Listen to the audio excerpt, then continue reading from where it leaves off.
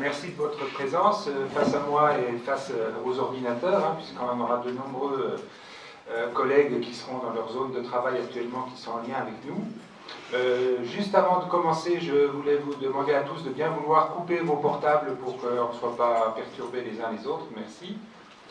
Et en commençant, donc, je voulais d'abord vous expliquer pourquoi cette intervention aujourd'hui. Nous avons, il y a quelques années en arrière maintenant, monté avec beaucoup de professionnels de l'intra, de l'extra, peut-être près de 80, il y avait un groupe intra et un groupe extra, une stratégie qui a été validée par nous tous pour être dans une optimisation, en tout cas, du moindre risque de récidive de nos patients suicidants, donc qui sont passés à l'acte, et de nos patients suicidaires pour qu'ils ne passent pas à l'acte. Donc cette procédure a pris pas mal de temps puisque nous sommes passés sur une analyse de dossiers de patients qui étaient hospitalisés, qui sont passés à l'acte, et on a découvert des choses très intéressantes qui nous ont fait dire qu'on peut optimiser les choses. Je reprends un exemple que j'avais déjà dit lors de la première présentation, mais qui est vraiment un cas d'école, qui était cette femme qui est rentrée à 3 reprises en hospitalisation sur un de nos services court-séjour de l'hôpital. La première fois, c'était au lendemain du suicide de son mari qui s'était pendu dans la cuisine, qu'elle avait tenté de soulever, qu'elle n'avait bien sûr pas pu décrocher, et elle était très traumatisée de cette scène aiguë. L'année suivante, elle va nous faire une tentative de suicide, elle rentre à l'hôpital, et on va s'apercevoir dans l'observation que ce geste suicidaire correspondait à la date anniversaire de ce tragique jour pour elle. Elle est soignée, prise en charge CMP, peut-être hôpitaux de jour, je ne sais plus. Bref, le temps continue, les observations s'écrasent les unes après les autres dans cariatide. On arrive à l'année suivante et on redécouvre dans le dossier. Elle demande l'hospitalisation, elle vient d'elle-même. Les éléments anxio-dépressifs sont nets. Elle rentre dans l'hôpital et elle nous fait une tentative de suicide. Dans la première nuit d'hospitalisation, on regarde les dates. C'était pile poil à nouveau le jour précis anniversaire de ce décès très traumatique de son mari. Ce type d'information, très compliqué, sauf avoir beaucoup de temps, être vraiment un fin limier à remonter dans tout le dossier, pour arriver à bien s'en apercevoir et être en prévention pour que l'année suivante, ce risque maximum qui va arriver, on soit tous en alerte autour d'elle. Ça a été un des éléments qui nous a fait mettre en place cette procédure spécifique concernant ces fameuses dates anniversaires, qui peuvent être des dates de naissance des personnes disparues, des dates de réactivation de la scène traumatique, mais on s'est aussi aperçu dans l'analyse des dossiers d'informations très riches que pouvaient avoir les familles de nos patients qui sont en crise suicidaire. Encore une fois, cet exemple d'une personne âgée qui était rentrée sur des troubles neurologiques, elle avait un Parkinson qui était très sévère, des idées suicidaires, et sa femme la visite dans la chambre, et en sortant de la chambre, il dit à sa femme « Adieu, je ne te dis pas au revoir, je te dis adieu ». Cette femme essaie d'accéder à l'équipe soignante en quittant le service, au fond d'elle-même pris d'une angoisse et d'une volonté de ne pas croire non plus à la réalité de ces paroles très anxiogènes pour elle, arrive devant les infirmiers qui étaient occupés dans leur travail, n'ose pas les déranger, rentre chez elle, le patient se suicide dans la nuit, là on n'a pas pu le récupérer, et le lendemain, quand on lui annonce la nouvelle, elle répond au téléphone « je m'y attendais ». Et elle nous explique effectivement ce que je viens de vous dire.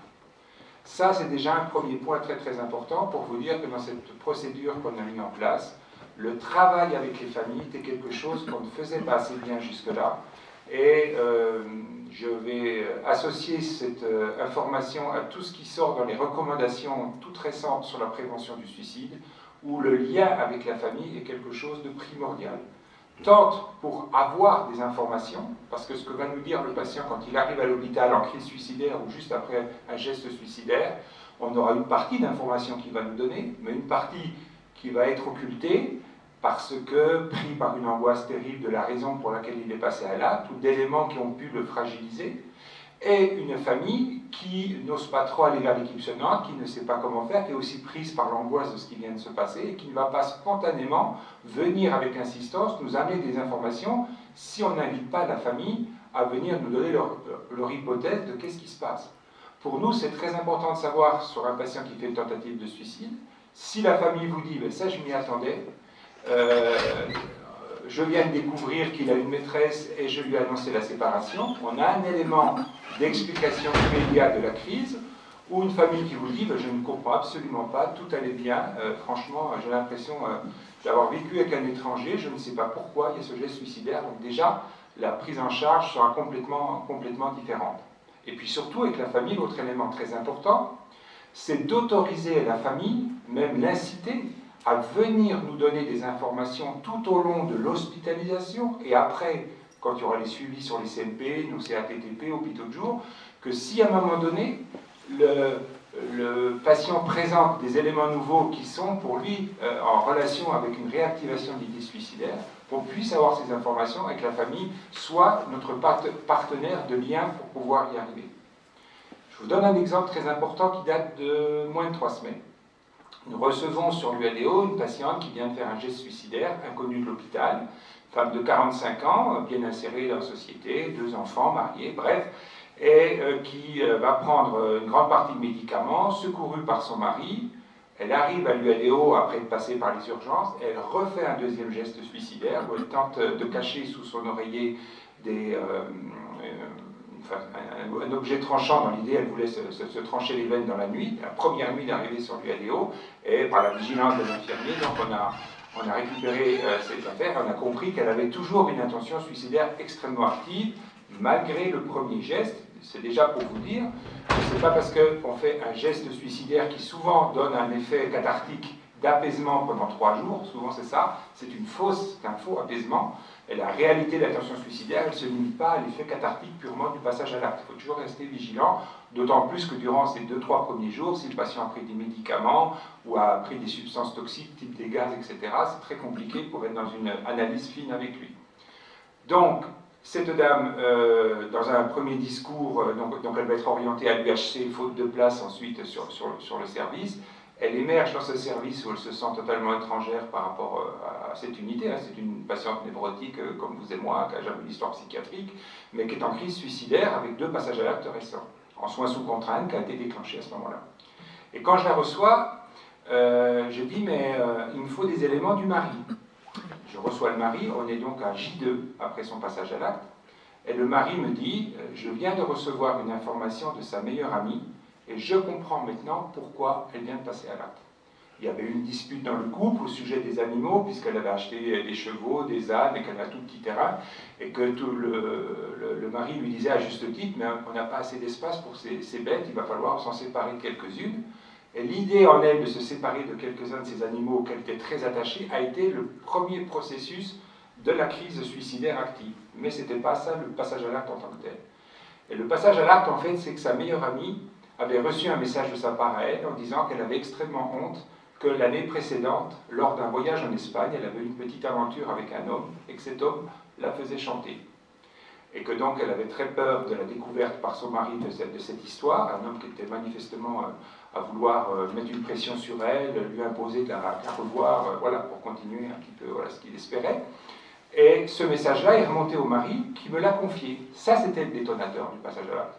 Vous voyez le gain de temps, je le sais tout de suite dès l'admission, grâce à l'information que la famille me donne en prenant le soin de discuter avec elle, peut-être qu'elle en aurait parlé au fil de sa prise en charge, mais au bout de combien de temps? Et le fait que, quand elle a su, alors qu'elle avait un URDA 8, parce que découverte de la geste suicidaire devant nous, c'est URDA 8, donc elle était en crise majeure, soins sous contrainte, service fermé. Après que je l'ai vue, elle est ressortie en soins libres, avec un contrat de soins ambulatoires strict avec elle, mais avec un apaisement que j'avais pu vérifier, de cette information très anxiogène pour elle, qui avait été connue de son mari, qui ne la rejetait pas, qui restait en lien et en soutien, et on se mettait un seuil de sécurité par rapport au passage à l'acte imminent. Reste à travailler maintenant toute la suite, c'est-à-dire l'amorce de la crise suicidaire quand on vend des animaux, ça nous fait à tous penser de carence affective, d'attachement à des animaux. Effectivement, elle a une histoire de vie avec une enfance qui est un peu à la Zola et très très douloureuse pour elle. Mais ça, c'est pour vous dire, un des premiers points de notre protocole, le lien, on ne le fait toujours pas assez, de prendre le temps, dès qu'un patient est hospitalisé, voire quand on prend des prises en charge sur les CMP, d'avoir un contact avec la famille, d'avoir des informations pour tous ces patients en crise suicidaire ou qui émergent avec des idées suicidaires. C'est un élément de protection pour le patient et pour nous de sécurité supplémentaire dans la prise en charge. L'analyse du ministère sur les tentatives de suicide et les suicides depuis 2017 vient de sortir, là, cet été 2022. Il y a à peu près 800 actes, ce qu'on appelle les événements indésirables graves, dans les soins, qui ont été analysés. Et dans ces événements indésirables graves, il y a près de 25%, ce sont des suicides et tentatives de suicide. Et le repérage est évident que ce n'est pas parce que c'est même déconseillé d'aller mettre un patient en pyjama anti-suicide, à l'isoler en chambre de sécu et en le mettant en soins sous contrainte qu'on va régler le problème de la crise suicidaire. Ça doit rester l'exception de l'exception.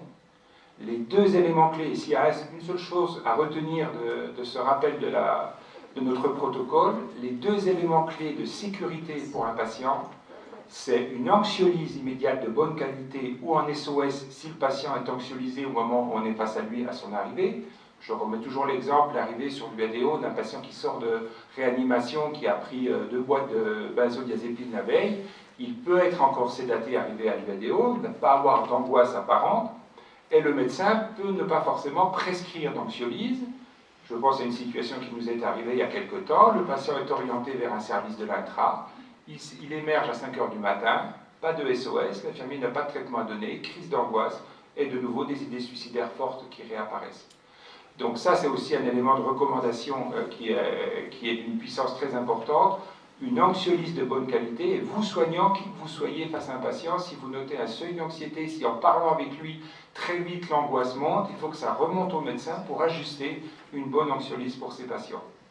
Je vais vous donner un élément très clair sur ce genre de situation qui date de la semaine dernière. Ceux qui travaillent dans la clinique de Bourran vont me reconnaître la situation.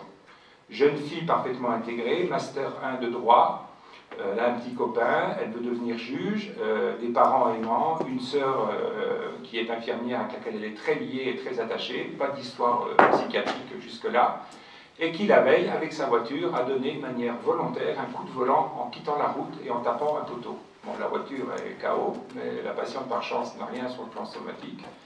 Alors elle explique dans un premier discours, je n'avais pas l'intention de me suicider. Il faut se méfier ça aussi du terme de raptus anxieux. Le patient va vous dire, ça a été un raptus, ça m'a pris comme ça, comme une espèce de tornade. Ça peut arriver les raptus anxieux, je ne dis pas, mais c'est rarement quelque chose qui arrive sans antécédent.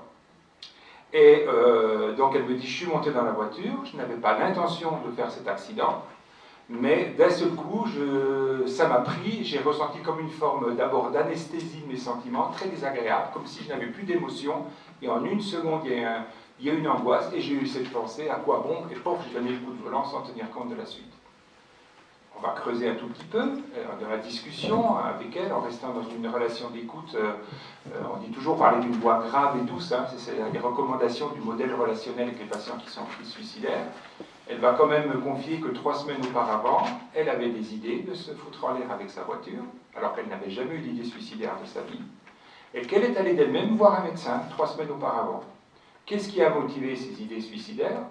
C'est le décès de sa grand-mère, va-t-elle me dire. Grand-mère de 97 ans, dont elle s'attendait à sa fin de vie, dans une famille tout à fait de construction et de solidité normale, on va dire. On tend l'oreille quand même, on ne va pas se suicider parce que sa grand-mère de 96 ans, mort attendue, même si elle pouvait être très attachée avec elle, vient de disparaître. Et puis en fait, on continue la discussion, et là elle va reconnaître que quand elle était à l'enterrement, elle a eu le flash de son grand-père paternel, qui, quand elle était enfant, a abusé de sa sœur et s'est donné un coup de fusil, s'est tué ensuite. Ça, c'était l'histoire du passé, qui revient en pleine figure dans ce moment de l'enterrement, où elle repense à tout ce qui s'est passé autour de cet homme, et surtout avec un attachement très fort à sa sœur, infirmière, je vous dis, elle a un lien très fort avec elle, elle voit que cette sœur, dans sa vie, n'arrive pas à avancer, toujours dans une problématique, dans sa vie affective, intime, etc. Elle se confie beaucoup de choses, toutes les deux sœurs, et cette souffrance de cette sœur, provoquée par ce grand-père, est revenue, et c'est ça l'élément traumatique qui l'a déstabilisé et qui a fait monter ses idées suicidaires. Vous voyez, quand on tire la pelote, on a des informations petit à petit, on va vers des choses de plus en plus profondes et intimes de la souffrance des patients. D'ailleurs, si je peux en profiter pour vous dire une phrase qui doit aider les uns et les autres à être confrontés à des patients qui sont en crise suicidaire, la pensée que quelqu'un va se suicider est quelque chose qui nous bloque tous, parce qu'en tant qu'être humain, c'est une pensée d'échec, c'est une pensée d'angoisse, de mort, et qu'il faut se dire, quand on travaille avec un patient qui est en crise suicidaire, on travaille avant tout sur son angoisse, sur sa souffrance, et c'est ça qu'il faut se mettre en tête. Il ne faut pas qu'on reste, nous, fascinés par le fait il va se suicider, il ne va pas se suicider. Notre objectif, c'est il faut comprendre sa souffrance, le sens de sa souffrance, qu'on reformule ses émotions, c'est très apaisant pour un patient, quand on reformule ses émotions, qu'il sente qu'on peut soutenir cette attirance qu'il a vers la mort. Le professeur Terra, qui est un des grands spécialistes français du suicide, nous avait dit dans la formation, quand il nous a fait l'honneur de venir à Rodez, vous ramenez un souffle de vie aux portes des ténèbres. Cette phrase est très jolie, mais ça veut bien dire qu'on commence à remettre un peu de vie là où le patient est dans une logique de mort. Et donc à ce moment-là, donc c'était cette souffrance qu'elle avait vis-à-vis de sa sœur, elle va voir un médecin. Ce médecin lui prescrit un traitement antidépresseur, sans anxiolyse, faute professionnelle pour moi, et 8 jours après, elle a ce passage à l'acte, elle a bien pris l'antidépresseur. Les antidépresseurs sont des médicaments efficaces dans la dépression, oui, mais à condition de mettre le temps qu'ils agissent, c'est-à-dire au moins les 15 premiers jours, une anxiolyse. Je mettrai une toute petite parenthèse à 2 antidépresseurs plutôt sédatifs que la mirtazapine et la myancérine, mais à part ces deux-là, tous les autres, il faut associer un antidépresseur. Et là, vous avez l'exemple d'une patiente qui a une crise suicidaire depuis quelques semaines, qui certes voit un médecin, qui certes va avoir un traitement antidépresseur, mais il manquait l'anxiolyse, et ça aurait pu faire un fait divers qui serait passé à l'acte du nombre de suicides par an, parce qu'elle serait morte dans cet accident, ça aurait été un accident de la route, donc personne n'aurait parlé de suicide, donc il n'y a pas encore un qui aurait disparu. Au jour d'aujourd'hui, les suicides, juste une petite actualité, les derniers chiffres, c'est 2017. Il y a toujours quelques années de retard d'avoir les chiffres validés au niveau de l'Observatoire national du suicide.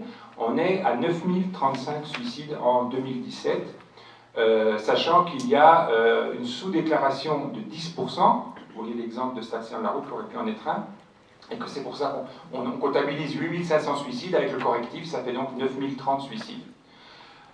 Globalement, on pourrait se dire, on peut être content quand même, puisqu'on a une diminution depuis les années 2000 de 30% du nombre global de suicides en France. C'est un chiffre important, 30%. Mais ce n'est pas si simple que ça.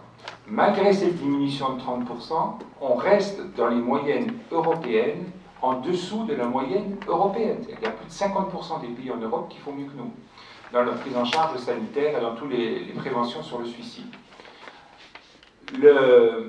On est donc à 12,5 pour 100 000, c'est le quota au niveau des gestes, des tentatives des suicides. Je vous rappelle que le suicide est intimement lié à la tentative de suicide. Le facteur de risque le plus important à toujours rechercher quand on amorce la prise en charge d'un patient qui est en crise suicidaire ou qui a une dépression, on recherche toujours ça, c'est a-t-il déjà fait, c'est une question qu'il faut systématiquement tracer dans nos dossiers, a-t-il déjà fait une tentative de suicide? Et attention, a-t-il déjà fait une tentative de suicide? Il ne faut pas se limiter aux tentatives de suicide médicalisées. Des fois, on voit arriver des urgences, premier geste suicidaire, on discute avec le patient, et il va vous dire « Ah non, mais il y a 1 an en arrière, j'ai pris une boîte de médicaments, je me suis endormi, je voulais mourir, le lendemain, personne ne s'est aperçu de rien, j'ai dit que j'étais fatigué, j'ai passé la journée au lit, et la vie a continué. » On est donc déjà au 2e geste suicidaire. On a un certain nombre de gestes suicidaires qui sont totalement non médicalisés et cachés par les patients qu'il faut essayer de repérer. Pourquoi c'est important de le savoir? Parce qu'on sait très bien que dans l'année qui va suivre, notamment les 6 premiers mois qui vont suivre un geste suicidaire, le taux de récidive est majeur. Retenez ce chiffre est extrêmement puissant. Quand on sort de l'hôpital après un geste suicidaire, le risque de récidive par rapport à la population générale de faire un geste suicidaire est 2 fois 100 pour les femmes, le premier mois, je dis bien, de la sortie de l'hôpital, fois 100 pour les femmes, fois 200 pour les hommes. Et ce chiffre va, sur les 6 mois qui vont suivre, petit à petit s'atténuer, mais ne reviendra jamais à égalité. Et donc, dans le R des facteurs de risque, vous ne retrouverez plus jamais une extinction à 0 des facteurs de risque une fois que vous avez fait un geste suicidaire. Et on sait aussi que s'il y a 3 gestes suicidaires qui sont venus, souvent le 4e, ça peut être la catastrophe. Enfin, ce n'est pas une règle, ça peut être dès le 2e, mais attention sur ces gestes suicidaires. Donc, taux de récidive extrêmement important, fragilité majeure de nos patients quand ils sortent de l'hôpital, Et fragilité majeure aussi dans deux situations quand il rentre à l'hôpital, la première semaine d'hospitalisation et les patients en soins sous contrainte. C'est qu'on n'a pas réussi, à ce moment-là encore, à être dans une alliance avec eux d'ouverture de cette fameuse souffrance. Ce qui va nous protéger le plus de la non-récidive, ou en tout cas d'atténuer le risque de la récidive, c'est d'avoir tissé ce lien, d'être rentré dans leur souffrance avec eux, de comprendre qu'on a la solidité de l'écouter et de petit à petit trouver des solutions pour l'atténuer. Et c'est ça qui est le plus protecteur pour un patient, de sa solitude, de ce sentiment d'être enfermé, hein, on appelle ça l'encagement de la pensée, d'être dans un tunnel avec une pensée totalement fermée et le mur qui est en face, il n'y a plus d'issue de secours et on fonce droit devant pour s'écraser sur le mur du fond. C'est ça la pensée suicidaire. Et plus vous aurez fait des gestes suicidaires, plus vous aurez bravé la question vivre ou mourir en choisissant la mort, plus la fois d'après vous le ferez facilement avec de moins en moins de freins, d'hésitation durant ce moment-là. Et je rappelle aussi, je vais vous donner aussi un autre exemple, méfiez-vous de l'amélioration brutale d'un patient qui allait mal depuis des semaines, qui brutalement va bien sans aucune raison que vous pouvez comprendre, et qui est dans l'œil du cyclone, et là vous êtes dans le risque du passage à l'acte imminent. Cette amélioration brutale, c'est qu'il a fait le choix de mourir dans sa tête. Il a réglé la question de sa famille, de son argent, du devenir. Il est dans le choix de « je maîtrise ma souffrance, je la maîtrise dans la mort que je vais maintenant mettre en acte ». Ça, je l'ai appris quand j'étais externe à Rouffach. On reçoit en pleine nuit un agriculteur dépressif qui ne dormait pas depuis 3 semaines, qui avait perdu 10 kilos, avec sa femme. Et cet homme se présente, moi j'étais à côté de l'interne, hein, cet homme se présente très calme, s'excusant de déranger le médecin la nuit, qu'on avait d'autres choses à faire, qu'il y a plein de gens à soigner. Enfin voilà, il nous la présente bien. Très vite, il accepte un traitement, un suivi, mais il ne veut pas d'hospitalisation. Vous voyez, docteur, je suis capable, je vais bien, ma famille s'inquiète, je le comprends, mais c'est pas si grave que ça. La famille prise à côté de lui, quand même, on est inquiet, il ne dort pas du tout, il ne mange plus, il rumine, il ne s'intéresse plus à ses bêtes. Attention, un agriculteur qui ne s'intéresse plus à ses bêtes, ça ne sent pas bon. Hein. Ils sont très attachés à leurs animaux, les agriculteurs, ou qu'ils les négligent dans les soins ou les vaccinations, etc. Et on laisse repartir ce monsieur, la nuit suivante, il s'est pendu. Il était complètement dans l'œil du cyclone. Il avait cette présentation d'une aisance émotionnelle, d'un positivisme qui contrastait complètement. Et là, il faut savoir écouter la famille. Et au moins la précaution, ce que je fais maintenant, au moins je vous garde, on va voir comment ça se passe dans les jours qui viennent. Et on observe un petit peu la situation. On ne laisse pas repartir une personne qui change aussi radicalement de vie émotionnelle sans raison. Voilà, donc ça c'était pour vous rappeler les choses. Ce qu'il faut bien comprendre aussi, ce que je voulais vous dire, c'est qu'on n'est pas égalité que tous nos patients dans ces moments de crise suicidaire. Chez la femme jeune, 160 tentatives de suicide pour un suicide avéré. Chez l'homme jeune, 20 tentatives de suicide pour un suicide avéré. Quand on passe les 65 ans, c'est 3 tentatives de suicide pour un suicide avéré chez la femme. Et quand on passe les 80 ans chez l'homme, c'est 1 pour 1. La France est malheureusement, tristement, championne d'Europe du suicide des hommes de plus de 85 ans. Et c'est souvent des morts extrêmement radicales. Maintenant, on a un autre groupe où on est tous confrontés à ça, qu'il ne faut pas oublier, toujours dans l'interrogation, chaque fois que vous avez un patient qui se présente devant vous qui est dépressif, c'est de se dire, est-ce qu'il est bipolaire ou pas? Pourquoi? Les bipolaires, 2 particularités. Le sexe ratio, vous savez, le suicide, c'est 3 hommes qui se suicident pour une femme. J'ouvre une petite parenthèse, sauf dans l'Aveyron. Dans l'Aveyron, les dernières statistiques qu'on a pu avoir, on perd à peu près une cinquantaine de nos concitoyens par an, mais dans l'Aveyron, c'est 3 hommes pour 2 femmes. Il n'y a pas d'explication de cette spécificité aveyronnaise, on va dire l'échantillon, ne permet pas beau pour des êtres humains, mais ça se dit comme ça dans les statistiques, ne permet pas de l'expliquer, mais ça reste avec un taux élevé de suicide féminin chez nous par rapport au suicide masculin. Et donc je reviens un peu sur les troubles bipolaires. Les troubles bipolaires ont la particularité d'avoir le chiffre de 3 pour 1, même chez les jeunes, c'est-à-dire 3 tentatives de suicide pour un suicide avéré. Et le facteur de risque du passage à l'acte suicidaire dans la bipolarité, c'est fois 28. C'est un taux, c'est le 2e élément de plus grand risque d'un geste suicidaire après le premier que je vous ai déjà dit, qui est des antécédents d'avoir déjà fait un geste suicidaire. Le 3e, c'est l'alcool, risque relatif fois 20. Et il faut toujours penser aussi à aller rechercher des consommations d'alcool, des consommations de drogue, d'autant plus qu'elles arriveraient dans les semaines précédant le passage à l'acte. Une dépression qui s'aggrave et qui tente de se traiter par de l'alcool, ce sont des éléments de risque d'un passage à l'acte suicidaire par simplement l'état dysphorique que fait l'alcool. Et on sait très bien que c'est un excitant du cerveau et pas du tout un antidépresseur ni un anxiolytique. Vous avez Madame Seguin, qui est une professeure de psychiatrie au Québec, qui a fait une étude sur les autopsies médico-psychologiques sur tout le département de Québec sur un an. Ça lui faisait 80 suicides à décortiquer. Vous savez, les autopsies médico-psychologiques, c'est un travail très très fouillé, scientifique. On va remonter le dossier médical, aller voir son médecin, son employeur, sa famille, est-ce qu'il a laissé des écrits, on va regarder dans sa chambre, etc. Et c'est tout un travail qui est scientifique, qui nécessite beaucoup de personnes pour arriver à comprendre un peu les éléments prédicteurs spécifiques du passage à l'acte. Et avec des corrélatifs, parce que bien évidemment, quand on vient de vivre le décès de quelqu'un, soit on a une culpabilité, on va majorer le fait qu'on n'a pas vu de symptômes qui n'existaient pas, ou alors on va minorer parce que c'est tellement angoissant qu'on ne va pas facilement dire les choses, mais tout ça c'est tenu dans ce type d'enquête médico-psychologique. Et là-dedans, elle a repéré deux facteurs très nets sur ces 80 suicides. Le premier, c'était une augmentation d'alcool dans le mois qui précédait.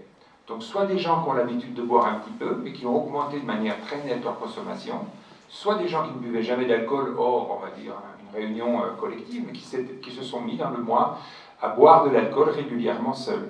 Donc ça, c'est un indicateur aussi d'alerte, d'éléments dépressifs, de voir quelqu'un qui se met à boire tout seul, alors qu'il n'a pas du tout un profil addict.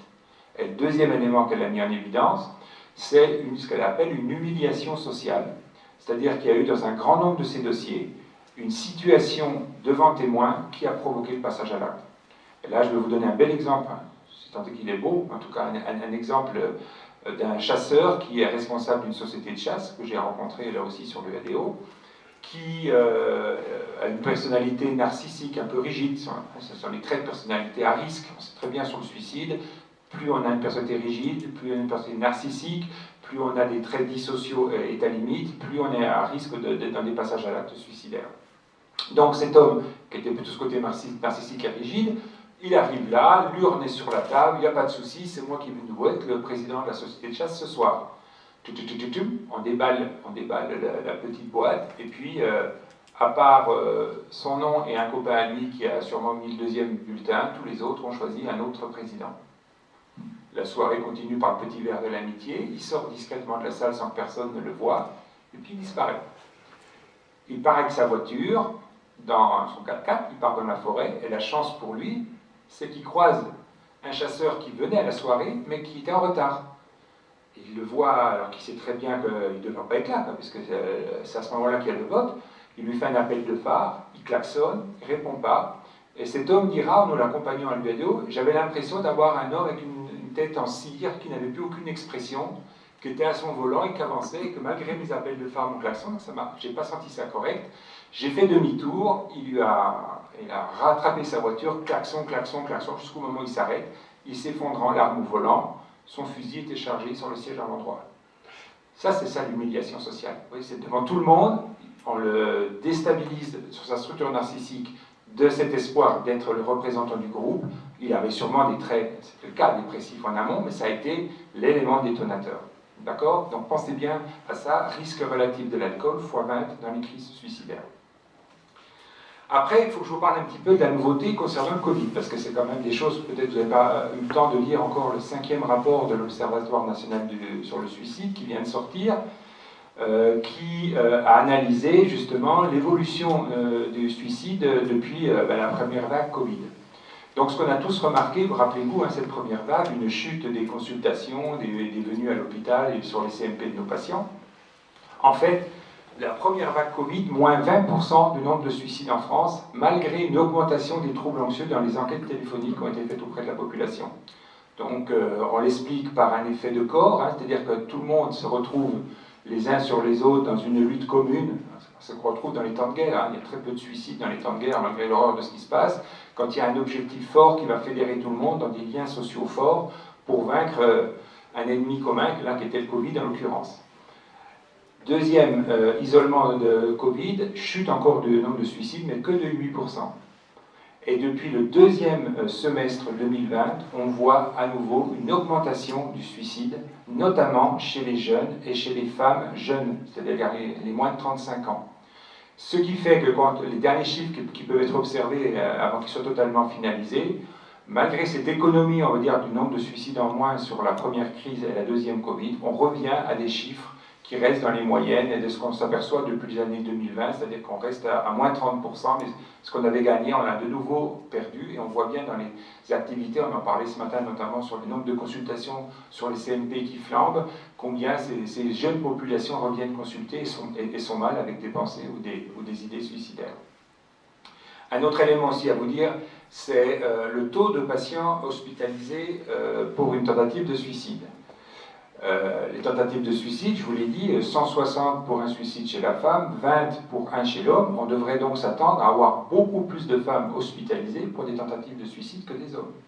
Et pourtant, les chiffres nationaux, hein, donc c'est assez puissant, on a du 52 pour les hommes et du 45% à peu près pour les femmes, 45-46.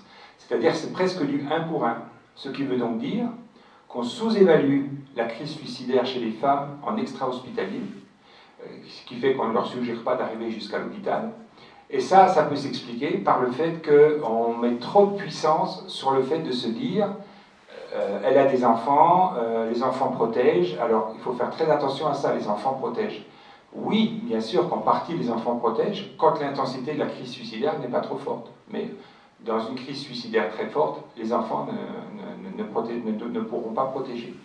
Et je dirais même que la personne risque d'être d'autant plus culpabilisée après le passage à l'acte de ce qu'elle a fait en repensant à ses enfants à ce moment-là, qu'elle va réitérer un deuxième geste en s'estimant être une mauvaise mère et d'avoir tenté d'échapper dans sa fonction de mère de protection sur ses enfants.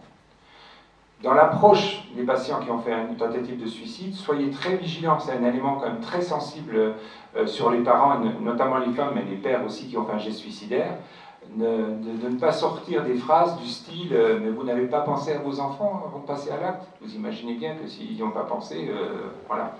Mais par contre, de dire qu'il faut que vous ayez une souffrance terrible pour pouvoir imaginer que vos enfants puissent vivre sans vous, ça c'est une phrase protectrice.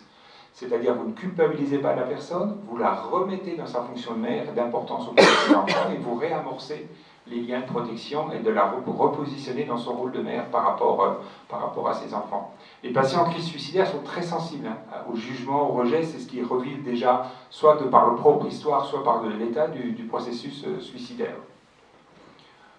7,5% des Français, dans une étude récente sur l'année écoulée, de 18 à 75 ans, 7,5% des Français disent qu'ils ont eu dans l'année des pensées suicidaires.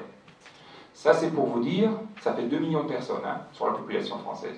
On n'a bien sûr pas eu dans cette année 2 millions de suicides. C'est vous dire que, encore une fois, ne restons pas happés par la peur du passage à l'acte suicidaire de nos patients. Beaucoup ont des ressources, même qui nous échappent, parce que de ces 2 millions, un grand nombre ne viendront pas dans les soins psychologiques et psychiatriques, et que les stratégies, toutes les capacités d'adaptation, de coping que peuvent faire nos patients vont leur permettre pour un grand nombre d'entre eux de s'en sortir. Donc c'est pour vous dire que dès qu'un patient est avec des pensées suicidaires, on n'est pas non plus dans un processus de ça va être la catastrophe, mais il faut toujours pareil, travailler très très vite sur l'extinction de ce sentiment de solitude, j'insiste beaucoup là-dessus, de ce travail, et c'est nous les professionnels, c'est notre savoir-faire à tous, où qu'on soit dans notre lieu de travail, de partager cette souffrance et de commencer à amorcer un apaisement en leur reformulant leurs émotions, en leur faisant prendre conscience qu'on est en capacité d'entendre cette horreur d'attirance vers la mort et qu'on va essayer de les aider d'avancer vers autre chose. Voilà, ça c'était un petit peu les éléments que je voulais vous dire, un peu d'actualité sur le suicide. Maintenant, on va revenir un petit peu sur la Convention. Donc notre protocole qu'on a mis en place insiste sur le fait que dès qu'un patient va rentrer dans les soins, il va falloir, on va prendre l'exemple du patient qui a fait une tentative de suicide, obtenir vraiment de manière photographique, image par image, le déroulement du processus suicidaire. Faire ça avec le patient le plus vite possible, c'est pas toujours possible dès qu'il arrive dans l'unité de soins ou qu'il arrive sur l'UADO, parce que comme je vous dis, s'il a pris des produits, s'il est un peu sédaté, qu'il n'a pas dormi pendant 2 nuits sur les urgences, c'est un peu compliqué. Mais dès qu'il est en capacité de parler, il faut que l'un d'entre nous prenne ce temps, c'est un temps qui prend du temps, mais qui est très protecteur pour la suite et la prise en charge et l'analyse de la gravité de sa souffrance, de reprendre du début des prémices des idées d'attirance vers la mort jusqu'au passage à l'acte, les moyens avec lesquels il est passé à l'acte, les traces qu'il a laissées, est-ce qu'il a laissé la porte ouverte, est-ce qu'il est passé à l'acte 15 minutes avant l'arrivée de son compagnon qui tous les soirs rentre à cette heure-là, ou s'il n'y avait vraiment pas d'espoir qu'il soit retrouvé ce jour-là, les moyens qu'il a utilisés, et est-ce qu'il a laissé une lettre d'adieu, même si beaucoup de lettres d'adieu sont très banales dans le sens n'apprennent pas grand-chose sur l'histoire, à part un cri d'alerte de souffrance pour se déculpabiliser, je vous aime, hein, ça peut être des fois simplement ça la lettre d'adieu. Je ne m'en voulais pas, je vous aime, beaucoup de d'adieu, c'est que ces 2 phrases-là. Mais des fois, il y a quand même des choses qui peuvent être écrites et qui peuvent être intéressantes, mais en tout cas, même si c'est banal l'écriture, ça traduit à quel point la patiente ou le patient était dans une intention de mort réelle. Et c'est au travers de tout ce retour dans l'histoire du patient jusqu'au passage à l'acte, on le trace dans le dossier, tout le monde peut en avoir lecture, ce qui évite de répéter à chaque intervenant différent qu'est-ce qui s'est passé, comment vous avez fait ça, ça a été fait une fois, bien fait, et on a tous les éléments, et là on peut savoir si, ce qu'on demande dans le protocole, on conclut par les fameuses lettres risque létal 8, RLO, risque létal oui, ou risque létal non, RLN. Ça doit être tracé une fois à chaque tentative de suicide. Et ça permet de savoir que dans cette situation, le passage à l'acte était vraiment sérieux. Ne restons pas bercés par nos connaissances professionnelles.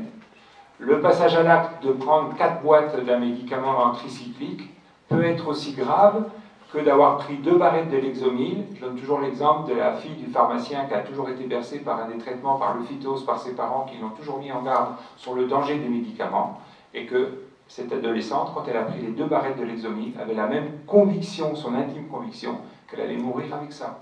Et de nous dire 2 barrettes de Lexomil, ça risque pas grand-chose. Maintenant, on peut pondérer les intentions de mort. Le patient qui vous dit « je suis absolument sûr que je voulais mourir, docteur, c'est sûr, j'ai tout mis en œuvre, et mon mari est arrivé », et vous découvrez que le mari rentre tous les soirs à cette heure-là, et que la TS a été faite 15 minutes avant. Là, on est dans des enjeux dangereux, hein, parce que ça veut quand même dire, si on passe par des gestes suicidaires dans des histoires de vie, c'est qu'on n'arrive plus à mettre en mots, mais on le met dans l'acte, donc il y a quand même du danger, mais on n'est pas dans une intention de mort véritable qui ne sera pas forcément retenue à ce moment-là. Une autre alerte du protocole, c'est les médicaments. Il faut, et ça je le vois encore de temps en temps, donc je me permets de faire un rappel à tout le monde, il faut faire attention de ne pas represcrire les médicaments avec lesquels les patients se sont suicidés. À partir du moment où un patient a fait un passage à l'acte suicidaire avec une intention réelle de mort, forcément au fond de lui, il ne croit plus à ces médicaments en termes d'efficacité, puisqu'il les prenait et puis il est passé à l'acte. 2, il pense même que ce sont des médicaments qui peuvent l'aider à nous quitter. Et 3, si on lui remet, ils vont se dire, ben, ces soignants, soit ils n'ont rien à foutre de moi, soit c'est des nuls, ils n'ont même pas compris que pour moi, sur moi ça ne marche pas et que ça m'aide à mourir. Par contre, vous pouvez represcrire les mêmes médicaments.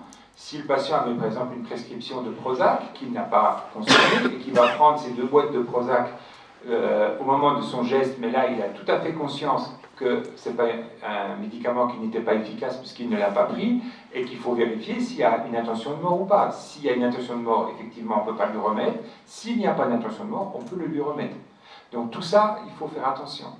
Moi, j'ai encore l'image d'une femme pour laquelle on m'appelle pour une crise d'angoisse. Je lui dis, donnez-lui 10 gouttes de tertian, une pathologie névrotique, et la dame devient, je vous assure, on voit son visage blanc comme un fantôme. Et là, elle me dit d'une toute petite voix, c'est le médicament avec lequel j'ai voulu me suicider l'année dernière.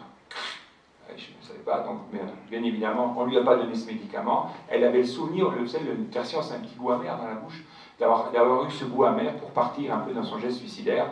On ne va pas lui remettre du tertian dans la suite de sa prise en charge. Mais tout ça, c'est des éléments qu'il faut tracer dans notre dossier, qu'on puisse avoir ces informations. Donc, je reprends, le patient arrive, on va le plus rapidement possible faire cette enquête du passage à l'acte, voir s'il n'est pas passé à l'acte, mais qu'il a des idées suicidaires, là aussi prendre le temps de cheminer, de comprendre de quoi c'est parti, vous voyez tous ces événements. Le patient va vous donner un événement plutôt évident, où il va dire je ne sais pas, on va l'aider, et puis en tirant la bobinette et la ficelle, on découvre par cascade des souffrances qui peuvent être très très profondes. Le professeur Terral nous a dit de faire très attention aux événements douloureux dans l'année précédente du geste suicidaire et de vérifier quelle résonance ils ont dans un patient qui a des idées suicidaires. Si dans l'année qui s'est écoulée, il y a une faillite, il y a une rupture conjugale, il y a une maladie dans la famille, ça peut être encore très très actif au moment d'une dépression. 7% des patients dépressifs se suicident et les 3/4 des patients qui se sont suicidés étaient dépressifs. Donc la dépression, c'est un deuxième point aussi que je vais vous dire que dans notre procédure qu'il faut bien faire, doit être évaluée systématiquement pour tous nos patients qui ont des idées suicidaires. Dans le protocole, on a mis en place différentes échelles. L'une, on avait bien dit qu'elle devait être systématique, c'est la MADRS, l'échelle d'Hamilton dépression. Et surtout, c'est surtout une échelle qui est très bonne pour évaluer le patient dans l'amélioration ou non de son tableau dépressif au cours de l'hospitalisation. L'idéal pour un patient qui va être hospitalisé 3 semaines, c'est faire passer l'échelle qui peut être faite par un infirmier. La première semaine d'hospitalisation, pas le jour de l'arrivée, parce qu'encore une fois, il faut le laisser un petit peu prendre ses remarques et puis récupérer un peu dans la première semaine. Et au moment de sa sortie, refaire une deuxième échelle d'évaluation. Et puis surtout, si le chiffre montre qu'il y a une aggravation alors que le patient dit « je me sens prêt à sortir », il y a quelque chose qui ne va pas. Donc se méfier aussi des sorties demandées par les patients. Autre facteur de risque du geste suicidaire, c'est des sorties précipitées par les patients. Un patient qui de lui-même dit « moi c'est bon, maintenant j'en ai assez, je me sens bien, je pars », alors que ce n'est pas dans un processus de soins élaboré. Petite alerte et augmenter la prudence vers l'extra-hospitalier. Prudence aussi sur les permissions. On a eu cette année 2 suicides de patients en permission. Je vous donne aussi cette vigilance qu'il faut avoir. Patient qui va nous dire « ce week-end, je vais en permission chez ma grand-mère ». Bon. Et c'est une patiente à qui on avait laissé un petit carnet durant l'hospitalisation parce qu'elle avait du mal à mettre en mots ses douleurs, et en lui recommandant, ce qui était une bonne idée, d'écrire dans son carnet un peu toutes ses souffrances. Manque de chance, au moment de la permission, on ne lui demande pas de regarder avec elle les écrits de ce carnet où elle mettait de ses émotions qu'elle mettait jour par jour, et donc elle s'attendait à ce que les soignants s'intéressent à elle, puisque c'est eux-mêmes qui l'ont invitée à écrire dans ce carnet. Et puis la fameuse grand-mère, personne ne l'a contactée pour savoir où elle était de sa permission. Or il se trouve que cette grand-mère allait se faire opérer, qu'il n'a jamais été question qu'elle aille chez elle. Et durant l'hospitalisation, elle avait écrit des intentions suicidaires très claires dans son carnet. Elle avait réservé depuis chez nous, et puis un service de notre hôpital, elle avait réservé un hôtel, elle est partie dans cet hôtel, elle s'est tranchée la gorge. Elle a survécu, je ne sais comment. Patiente qui, 1 an en arrière, avec une disqueuse, s'était déjà tranché la gorge. Donc son scénario suicidaire est très violent. Ça, c'est pour vous dire que quand on a un patient en crise suicidaire, le travail avec les familles, voir la réalité de la permission, s'assurer de donner des consignes à la famille durant la permission. Si ça ne va pas bien, vous appelez là, voilà le SOS à lui donner. Avec son accord, vous gardez peut-être le traitement, vous restez avec elle. Voilà, les éléments un peu de protection de base sont tous des éléments de lien permanent qui nous mettront nos permissions en plus grande sécurité. Donc, vous avez différentes échelles. Il y a l'échelle de dépression qu'il faut utiliser, on ne l'utilise pas assez. Vous avez l'échelle Hamilton anxiété qui peut vous aider aussi à mieux voir la manière dont les patients canalisent leur anxiété, voire même le questionnaire d'auto-évaluation de Beck, qui est un questionnaire qui permet à nos patients un peu histrioniques, hypochondriaques, merci, hypochondriaques ou très anxieux, de s'auto-évaluer sur les symptômes quand ils vous parlent des heures qu'ils ont mal à droite à gauche, et puis le somaticien l'a déjà vu 4 fois, et que ça continue, ça permet qu'ils se canalisent, et ils sont leur propre évaluation du score, et donc vous leur laissez faire l'échelle sur 2 à 3 fois dans la semaine, et ils sont tout contents de canaliser leur anxiété sur leurs symptômes, et de pouvoir l'avoir de manière restituée. Vous avez ça, c'est le docteur Pilet qui l'avait demandé à l'époque à juste titre, ajouter l'échelle d'hypomanie de Angst. Ça aussi, c'est un élément, je vous ai parlé tout à l'heure, de faire toujours attention d'aller rechercher si derrière une dépression, dans une tentative de suicide ou dans une crise suicidaire, on n'est pas dans un processus plutôt bipolaire, et donc une dépression qui ne sent pas la dépression réactionnelle classique, quelque chose de plutôt endogène. Dans une histoire familiale, on va découvrir des personnes qui ont disparu dans les puits ou au fond des piscines. un terrain dépressif des parents, déjà des amorces un peu d'alerte. Vous savez, le premier signe chez l'adolescent de la bipolarité, c'est l'hyperesthésie affective. Les adolescents qui vont, quelques années après, faire un tableau de bipolarité classique, ils ont cette hypersensibilité bien plus forte que nos adolescents, qui peuvent aussi s'emballer dans une histoire amoureuse, un projet qu'ils ont qui s'arrête, mais là ça prend des dimensions où émergent les idées suicidaires. Tous les profs qui font de la formation sur la pédopsie disent bien la crise suicidaire, il n'y a pas d'idée, la crise d'adolescence, il n'y a pas d'idée suicidaire. S'il y a des idées suicidaires, c'est que la personne est en souffrance et en difficulté dans son schéma de vie. On n'est plus dans une simple crise d'adolescence.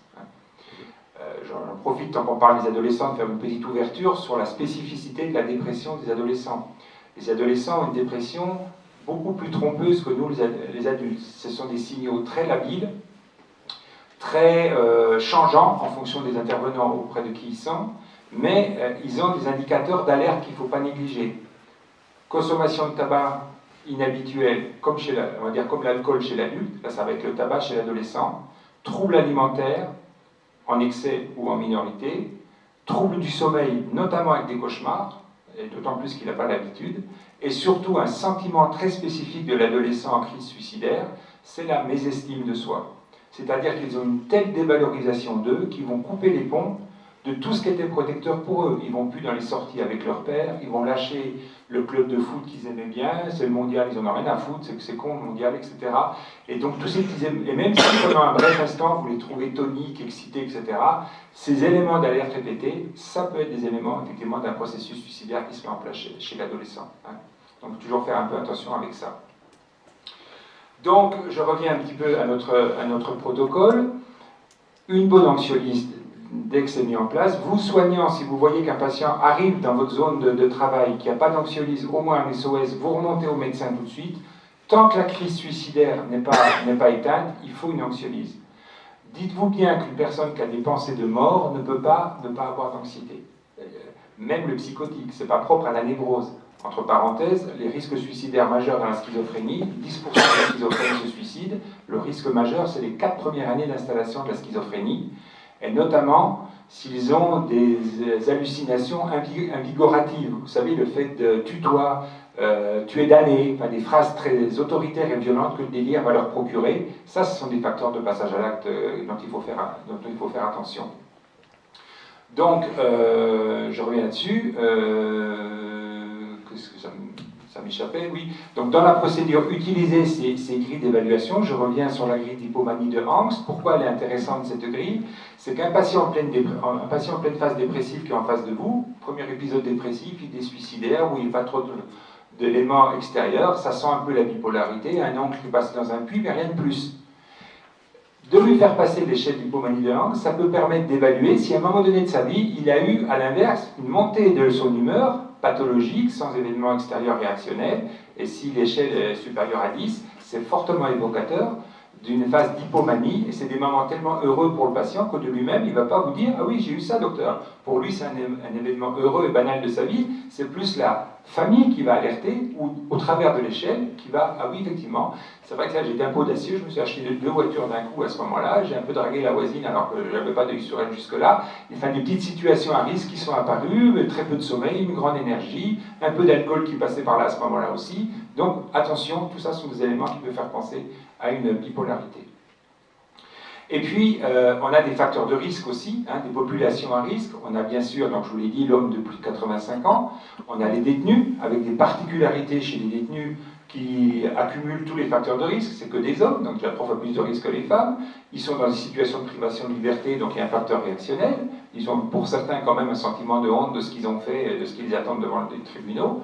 Ils peuvent passer au QD, le quartier d'isolement, où c'est là que le taux de suicide le plus important, ça traduit un moment de tension, de rupture des règles, alors qu'ils sont déjà isolés de tout.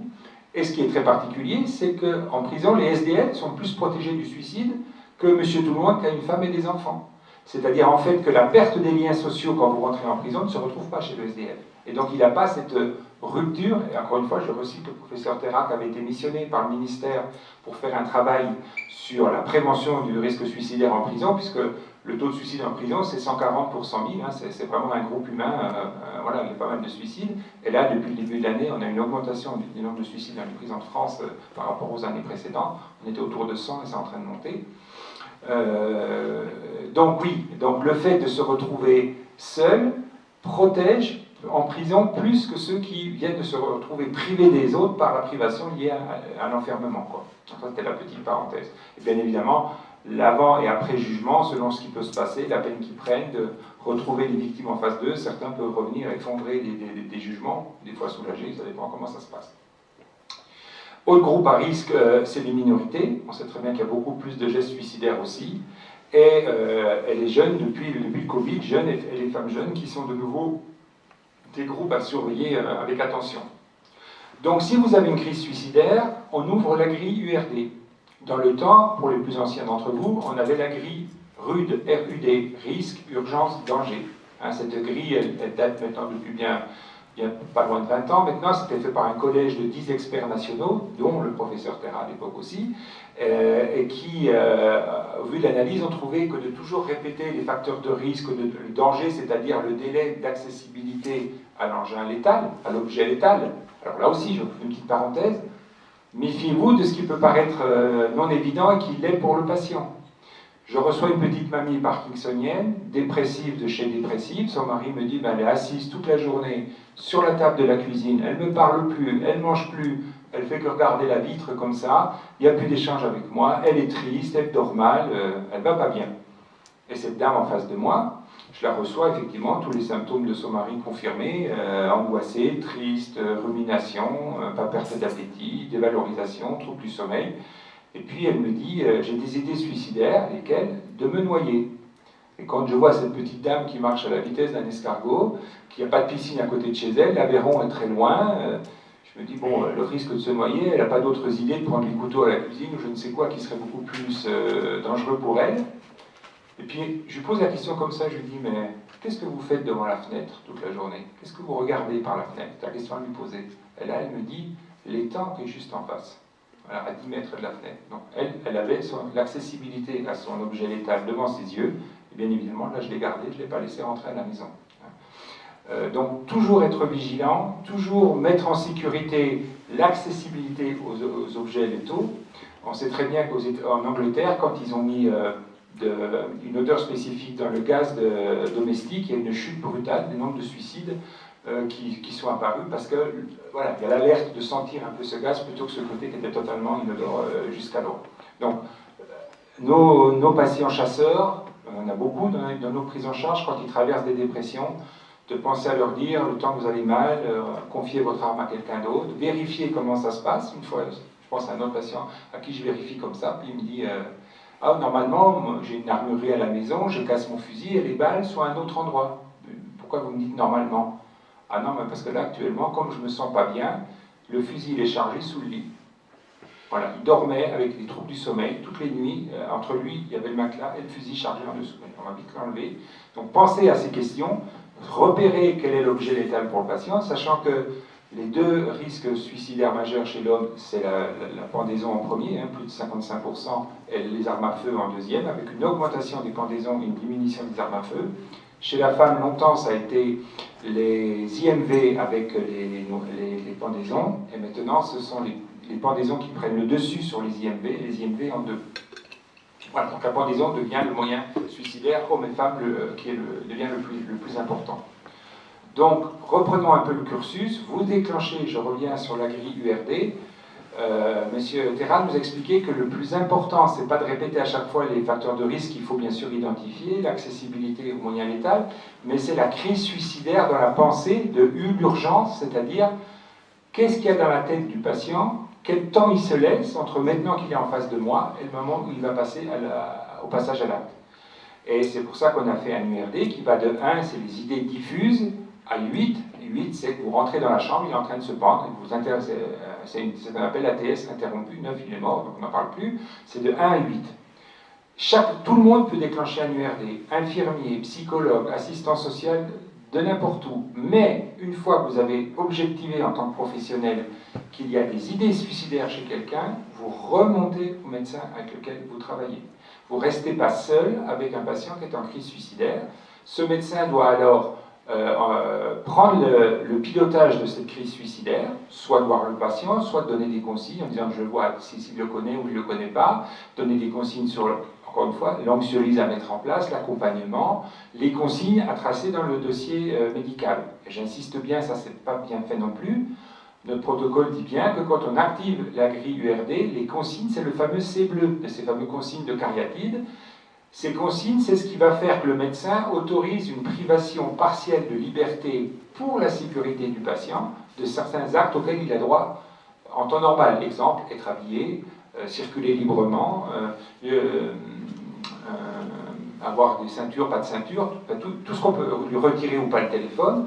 Tout ça, c'est tout à fait légal de faire ces privations à partir du moment où vous êtes dans une crise suicidaire et jusqu'au moment où la crise suicidaire soit éteinte et que le patient redevient un patient comme tous les autres en circulation libre. On l'explique au patient, on explique que c'est pour sa sécurité, et ça fait partie aussi des dernières recommandations que la HAS a renvoyées au-delà du fait de travailler avec la famille, mettez une anxiolyse, travailler l'alliance sur l'atténuation de la douleur, et mettez en sécurité dans des services les plus adaptés, réfléchis, pensez, un risque zéro n'existe pas, mais on peut quand même adapter nos services pour améliorer la situation, ne pas se dire que c'est l'isolement, pyjama, contention qui réglera le problème, et mettre des consignes adaptées au patient, expliquer au patient, sans le conduire dans une attitude où il va ne plus oser nous livrer ses pensées suicidaires parce qu'il va se dire ils vont me mettre en pyjama, ils vont m'enfermer, donc je dis que tout va bien, et on perd complètement la relation avec le patient, et on se met, en voulant mettre de la sécurité, on va mettre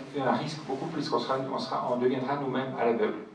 Donc vous déclenchez votre URD, ça remonte au médecin, le médecin restera l'acteur de l'URD jusqu'à ce que la crise s'arrête. Même si vous arrivez au bout d'un certain nombre d'entretiens que le patient vous dit pour moi URD 0, ça doit être validé par l'observation médicale qui est l'élément de conclusion de la crise suicidaire et que le patient revient dans un, on va dire, dans un soin entre guillemets ordinaire. Le temps de cette URD, on a les consignes spécifiques, on a le traitement adapté, réfléchi, et surtout, ce sont des patients qui sont en crise suicidaire, qui ne doivent pas, à personne d'entre nous, nous faire baisser la garde. Ça veut dire que lors des synthèses, même si on s'appelle Winterstein avec un W, c'est des patients qui doivent passer en priorité lors des synthèses. Quand on a 20 patients à passer, le dernier, ne me faites pas croire que vous avez la même vigilance, le même temps entre tout ce qui se passe, de pouvoir discuter de ce qui se passe. Et donc, quand vous allez faire les relèves, donc on va préciser sous quel URD il est, et surtout amener à cette relève les éléments d'inquiétude ou d'amélioration qui se seront déroulés depuis la dernière relève. Est-ce qu'entre-temps, ce patient qui disait bonjour facilement à tout le monde, qui était en lien avec les autres patients dans le service, même brutalement, depuis hier matin, il est enfermé dans sa chambre, il ne sort plus, il est ronchon quand on rentre dans la chambre, qu'est-ce qui se passe? Celui qui est chargé de sa réévaluation, puisque dans un URD, disons à 2, ça veut dire toutes les 12 heures, un infirmier fait un entretien spécifique avec le patient, ira rechercher avec le patient, qu'est-ce qui se passe? Hier, vous étiez très avenant, très ouvert, aujourd'hui, qu'est-ce qui s'est passé? Ah ben oui, ma femme vient de m'annoncer qu'on a une lettre de rappel, je ne pourrais pas payer le loyer, le propriétaire me fait des menaces. Là, j'en reviens aussi à M. Terra qui nous disait, méfiez-vous de la première sortie du patient qui rentre chez lui, qui va ouvrir sa boîte aux lettres, qui va découvrir, quand c'est une raison économique qui a été le moteur de son geste suicidaire, de nouveau un impayé, et blam, trop c'est trop, et là, donc, il ne viendra pas à l'hôpital, il passe à l'acte. Donc tout ça sont des éléments à évaluer. À ces synthèses, on définit aussi, est-ce qu'il faut qu'une assistante sociale intervienne rapidement parce que les éléments d'apaisement avec l'aide de son social vont rapidement s'atténuer. Je vous donne un exemple d'un monsieur qui fait un geste suicidaire parce que sa femme brutalement lui refuse l'accès aux enfants. Elle venait de quitter la maison, il a accepté la séparation, mais il n'acceptait pas d'être privé de ses enfants.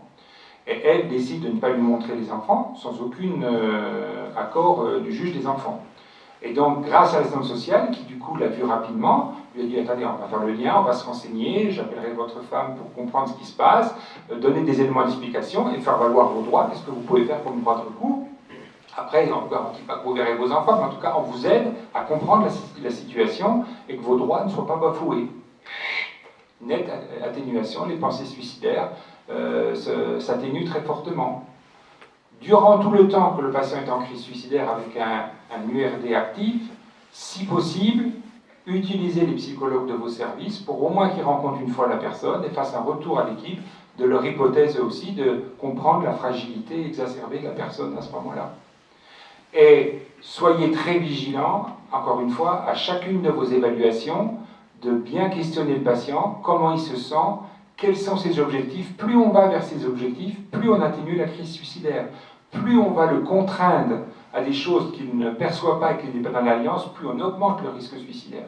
Et donc ça, ce sont des choses, je vous donne un exemple de ce matin, un monsieur que j'ai vu entre midi et 2, qui ne comprend pas du tout pourquoi il est là, sa femme a très peur de lui, il monte en pression, lui arrive, il se contient parfaitement tout le week-end sur l'UADO, mais j'ai des informations inquiétantes autour de lui, donc mon objectif c'est qu'il reste à l'hôpital. Je pense qu'il allait s'y soumettre, mais s'y soumettre avec une forme de rancœur, de tension qui peut précipiter un raptus, qui peut même être ces formes de suicide hétéro-agressif. Hein.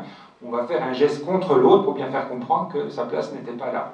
Donc de chercher une alliance avec la personne, donc il avait 2 points importants pour lui, c'était un examen pour ses yeux dans 8 jours qui était très important, et de pouvoir être reçu par son psychiatre qui est dans l'établissement, qui n'était pas dans le lit où il va. J'ai obtenu ces 2 éléments, j'ai son alliance, et il part dans le service sans avoir cette tension d'opposition et avec une alliance, et donc on se met là un peu en protection. D'accord? Donc bien penser toujours... Oui, il y avait une question. Non. Donc bien penser tout le temps que ces patients sont en crise suicidaire, on ne baisse pas la garde, jusqu'à ce que le médecin lève les consignes, le trace bien dans son observation. Et puis, l'obsession qu'il faut qu'on ait tous, c'est comprendre cette souffrance jusqu'à sa racine qui a provoqué ces idées suicidaires. Ça n'arrive pas comme ça, les idées suicidaires, ça a toujours une logique de souffrance. Hein, j'aime beaucoup la définition du suicide du professeur Soubrier qui dit c'est un processus de lutte à la destinée incertaine, hein, entre un sentiment profond de désespoir et d'un devenir incertain. La pensée de désespoir, le sentiment de désespoir, chez l'adulte, c'est le sentiment le plus à risque du suicide. C'est bien plus fort que la tristesse. Un patient qui vous dit « je suis triste », c'est pas aussi puissant que s'il vous dit « je suis désespéré ». Le désespoir, ça montre l'impuissance, l'incapacité de faire face à l'adversité. Et puis dans les groupes à risque, j'ai oublié de vous le dire aussi, je pense aux personnes âgées, attention aux pièges chez les personnes âgées de rupture qu'on ne voit pas venir. On est tous facilement vigilants à comprendre qu'une personne âgée, quand elle est dans le veuvage, va être fragile une fois qu'elle se retrouve sans son mari ou sans sa femme. Par contre, on y pense moins quand un animal domestique va décéder et qui était vraiment humanifié par la personne qui avait peu de relations sociales, et cet animal, c'est un petit chat ou un petit chien, mais ça peut être vraiment comme un deuil d'un enfant, hein, c'est vraiment très très important. Des choses plutôt positives. Je pense à une personne âgée qui est venue avec des idées suicidaires. Son petit-fils partait faire ses études supérieures à Toulouse. Super, il grandit, il réussit ses études, sauf qu'il venait jouer avec elle tous les week-ends au Scrabble. C'est une rupture positive dans la famille, on n'y pense pas, et pour elle, ça a créé une angoisse, sentiment de solitude, il n'y avait pas peu d'autres personnes qui compensaient ce petit-fils, et voilà comment on peut se retrouver avec des pensées suicidaires. Un autre élément de piège chez la personne âgée, c'est de sous-estimer sa dépression. Ah ben oui, mais moi aussi, avec toutes les douleurs qu'elle a, je ne serais pas en forme, je serais aussi tristounet. Non, il y a beaucoup de personnes âgées qui ont des douleurs, qui se battent contre et qui n'ont pas d'idées dépressives. Donc la dépression, l'analyse de la dépression chez la personne âgée, là aussi dans les échelles qu'on a laissées, il y a l'échelle de Cornell, qui est la seule échelle validée en France chez les personnes qui ont des traits démentiels, puisqu'il faut un MMS au moins un 10 pour être validant, où l'échelle est faite à la fois par les soignants et avec l'aide de la famille sur certaines questions. On peut repérer des éléments dépressifs chez un des membres. Donc, ce sont des échelles qu'on peut utiliser durant les temps d'hospitalisation. Repérer ces moments de rupture qu'on ne voit pas venir. Là, ceux qui bossent en gérontopsie vont me reconnaître sur cette dame qui est rentrée de 81 ans la semaine dernière, qui s'est jetée à l'eau et qui a été sauvée. Le hasard, en plus, c'est un médecin qui passait par là. Ça, elle ne le savait pas. Qui l'a sortie de l'eau tout de suite. Donc, elle partait pour... sa décision de mort était totale. Et en fait, cette femme était taxi toute sa vie. Et toute sa vie, quand vous parlez avec elle, elle vous dit « Moi, j'amenais dans les EHPAD les personnes âgées, ça m'a toujours été pour moi un lieu très anxiogène, une image de la mort que je ne supporte pas. » Et elle s'est inscrite dans sa tête toute sa vie professionnelle « Jamais je ne rentrerai dans une EHPAD. » Voilà, donc ça c'est déjà ça, elle arrive à la retraite, elle commence à avoir des problèmes de santé, et il y a 5 ans en arrière, on lui retire le permis, parce que du fait de problèmes dans les jambes, elle ne peut plus conduire. Au moment où elle me dit qu'on m'a retiré le permis, j'ai depuis 5 ans des flashs suicidaires dans ma tête parce que je n'accepte pas de vieillir et je n'accepte pas de voir la déchéance de mon corps. Ça va, ça vient, ça va, ça vient, jusqu'au moment où la dépression fait son lit à bas bruit, c'est pas suffisamment repéré, et dans le fonctionnement de la famille, c'est son unique fille qui lui fait les courses, donc elle passe, je sais pas, 1 fois, 2 fois par semaine, j'en sais rien quelle fréquence, qu'est-ce que tu veux maman, tac tac tac, shampoing, tac tac tac, et ce jour-là, on est la veille du passage à l'acte, pour des raisons que j'ignore, la fille va dire, enfin c'est comme ça qu'elle parle de sa fille, ah elle m'a envoyé dans les rencarts parce qu'elle me dit qu'est-ce que tu as à me demander tout ça. Elle a dû trouver la liste un peu longue, peut-être qu'elle était pressée la fille ou fatiguée aussi. Et donc là, tchac, oui je suis un poids pour les autres, je ne suis plus dépendante puisqu'il faut que ce soit ma fille qui me fasse les courses. Elle rumine ça, elle va pour se coucher, elle a froid, elle essaie d'attraper sa couverture chauffante, elle n'arrive pas à lever le bras jusqu'au sommet de l'armoire, et ne pouvant pas sortir sa couverture chauffante, demain je me fous en l'air. Le lendemain matin, elle se réveille, elle se jette dans l'eau. Donc, vous voyez tous ces éléments. La rupture, c'était le permis de conduire. Le non-travail pendant 5 ans, comme il y avait 5 ans d'idées suicidaires sur l'acceptation du vieillissement, l'évaluation d'un tableau dépressif qui n'a pas été soigné, qui aurait sûrement pu peut-être de ne pas limiter à sa fille les engagements de la soutenir, peut-être mettre en place des aides, mais elle ne demandait rien. Donc jusque-là, c'était que sa fille qui assurait tout. Et ça finit, ça a failli être, le hasard a voulu qu'elle ait été sauvée, c'est un suicide de plus par noyade dans notre département. Donc voilà, je voulais bientôt terminer sur cette évaluation. Je voudrais terminer simplement, pour les patients qui ont fait des tentatives de suicide, rajouter quelque chose de spécifique qui est la sortie de l'hospitalisation avec vigilance. Donc dans notre procédure, on le limite parce que sinon on n'y arriverait pas non plus, mais on le limite aux personnes qui sont passées à l'acte, c'est la prévention de la récidive. Je vous rappelle, 73% des récidives suicidaires se font dans les 6 mois du premier geste, donc zone de risque maximum durant 6 mois. Et c'est bien pour ça que le processus vigilance se propose d'un accompagnement sur 6 mois de nos patients. Vigilance, je pense que maintenant vous en avez tous conscience, connaissance. Si ce n'est pas le cas, dépêchez-vous de vous inscrire, puisque l'équipe de vigilance vient nous voir début janvier ici, pour échanger avec nous et puis nous parler notamment d'une nouveauté qui va être la coordination avec le 3114, vous savez, ce numéro d'alerte sur le suicide. Et donc, ce numéro 3114, c'est une alerte nationale, 24 heures sur 24, qui est faite pour prévenir le risque suicidaire et accompagner les personnes endeuillées, voire les professionnels, nous tous, vous pouvez appeler le 114.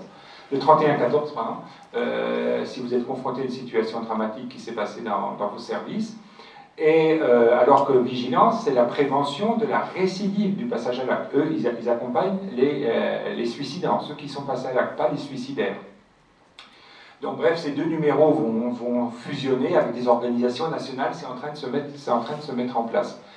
Il va y avoir des formations très intéressantes qui se mettent en place dans la prévention nationale du suicide auprès des médecins généralistes, qui sont quand même des acteurs clés.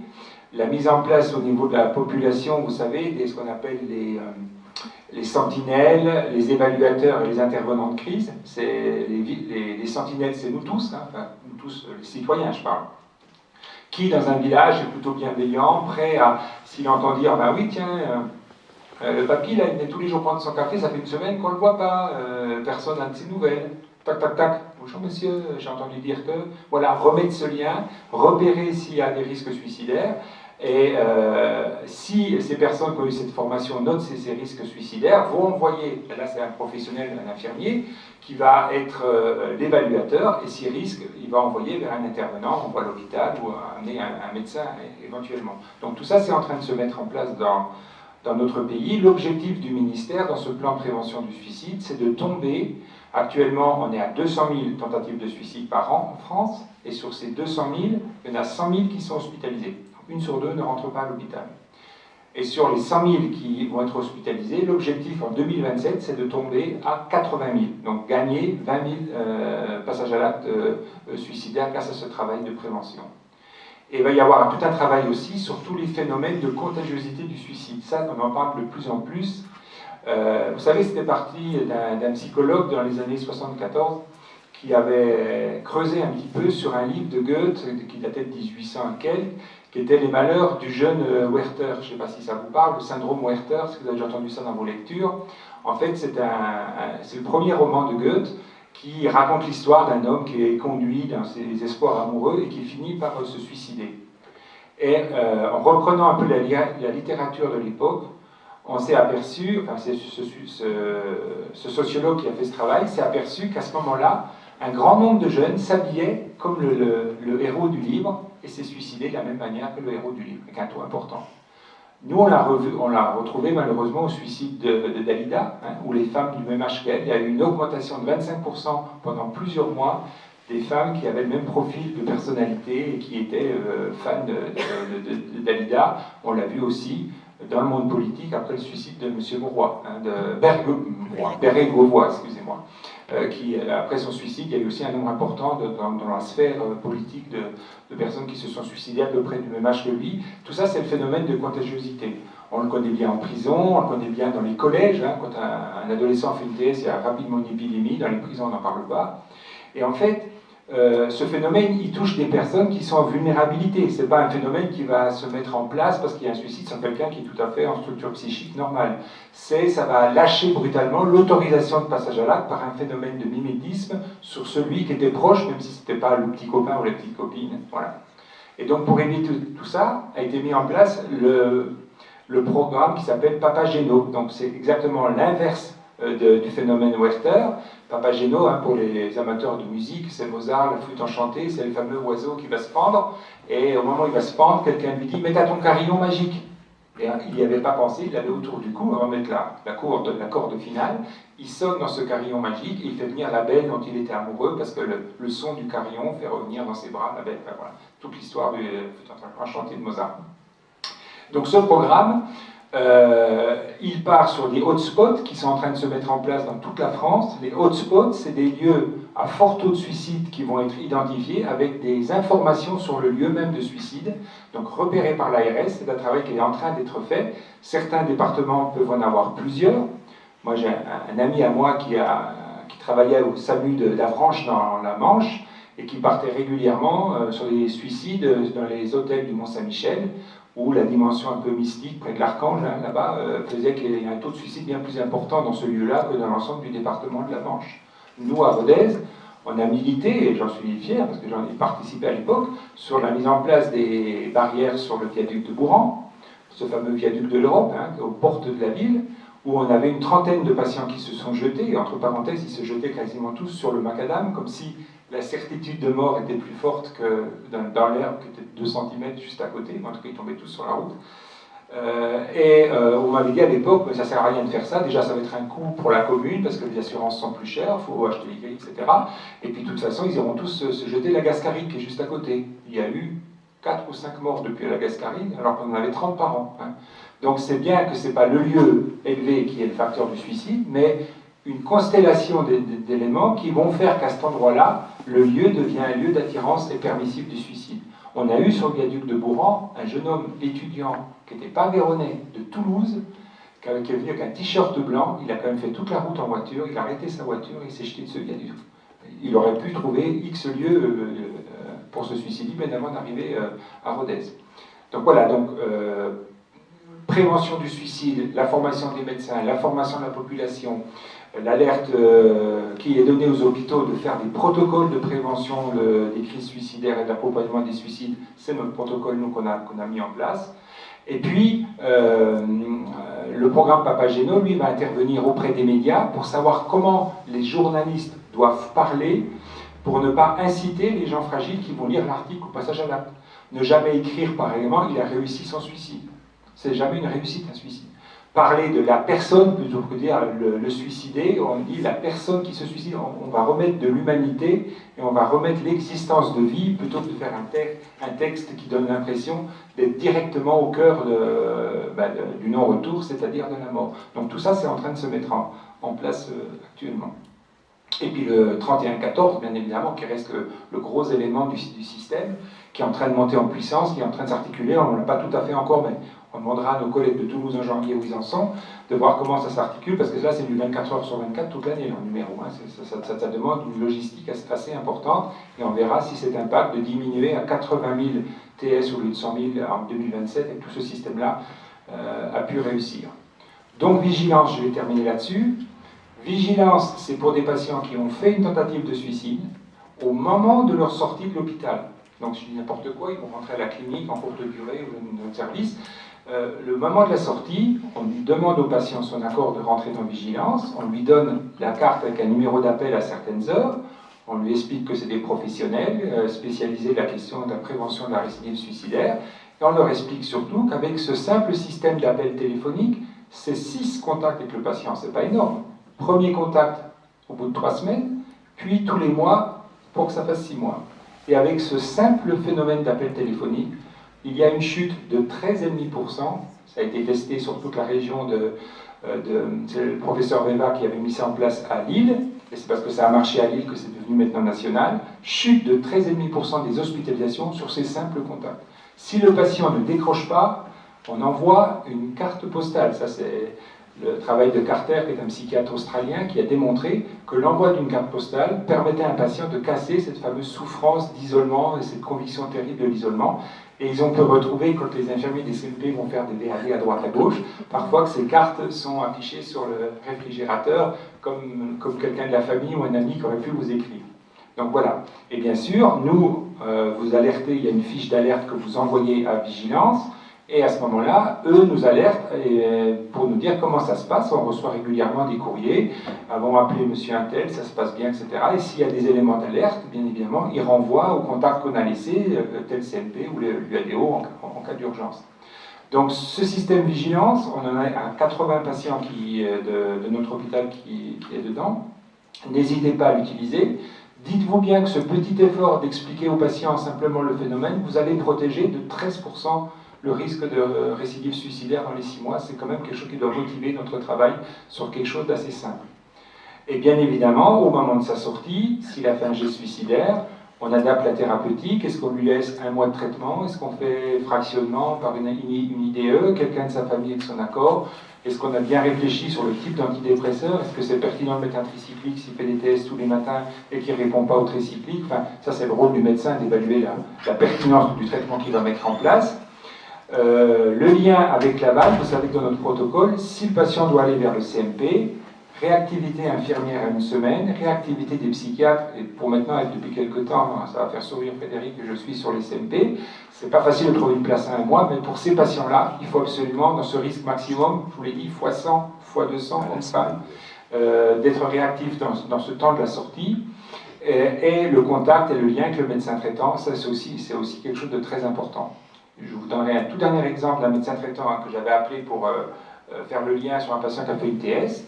Le médecin m'a dit « Je te remercie de cette information. » Je lui explique depuis l'UADO, en fait, le système que dans les 7 jours après la sortie, le médecin qui l'a reçu sur l'UADO, ou par défaut un médecin de l'UADO le revoit, un infirmier à mi-distance qui téléphone, et le médecin traitant qui est alerté. Et ben, quand j'ai reçu cette patiente au bout d'1 semaine, elle me dit « Merci d'avoir prévenu mon médecin traitant. » Moi, je pensais naïvement que c'était simplement « Merci de transmettre rapidement les informations. » Elle me dit « Non, il m'a téléphoné le soir même de votre appel. J'ai été très touché qu'il s'intéresse à moi aussi rapidement, alors que je sais combien c'est difficile d'accéder à son médecin traitant.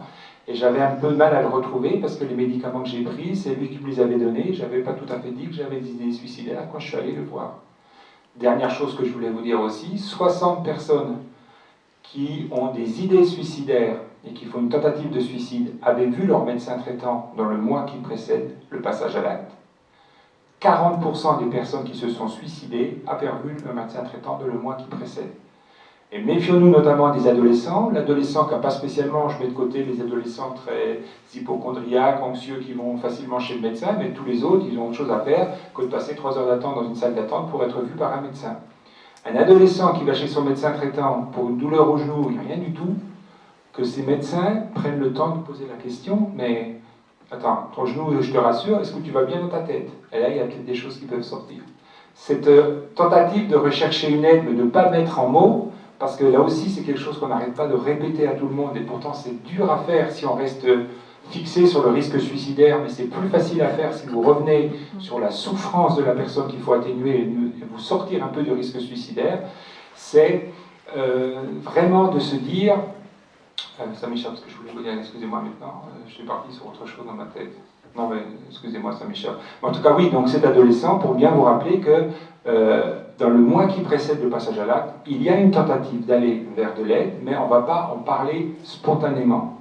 Mais les adolescents n'attendent que ça, que vous leur posiez la question, qu'ils vérifient que vous êtes bien sous le secret avec les parents, parce que ça aussi, il faut que les généralistes ils prennent, quand ils suivent depuis l'enfance toute une famille, à un moment donné, prendre le temps de dire à l'adolescent, maintenant je te considère comme suffisamment mature pour que tout ce que tu me dis, c'est entre nous, ça ne remonte pas à tes parents, sauf mais sur les soins fondamentaux tant qu'il est mineur. Mais si ce n'est pas pris à un moment donné, l'adolescent n'osera pas dire à son médecin ce qu'il n'ose déjà pas dire à ses parents parce qu'il va avoir peur qu'il le répète aux parents. Et des idées suicidaires, il ne va pas le dire simplement. Mais dites-vous bien qu'une consultation comme ça, sans trop de raison, avec une insistance pour demander des médicaments antidépresseurs sans qu'on sonde vraiment les choses, ça peut être des processus suicidaires qui sont en train de s'activer et se mettre en place, quoi. Mais pour terminer, c'est vraiment pour vous dire à toutes et à tous, vigilance, vigilance maximum. Ce protocole, il a un sens, il ne nous évitera jamais d'être à zéro. Hein. Je vous termine juste sur les chiffres qu'on a de l'année.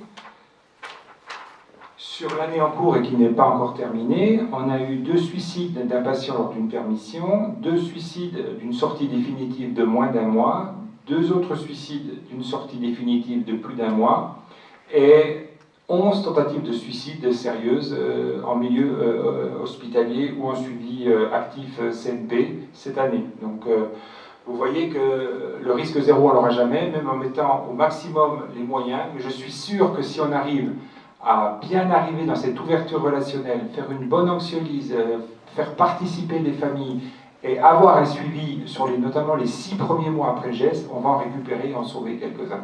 Je vous remercie de votre patience.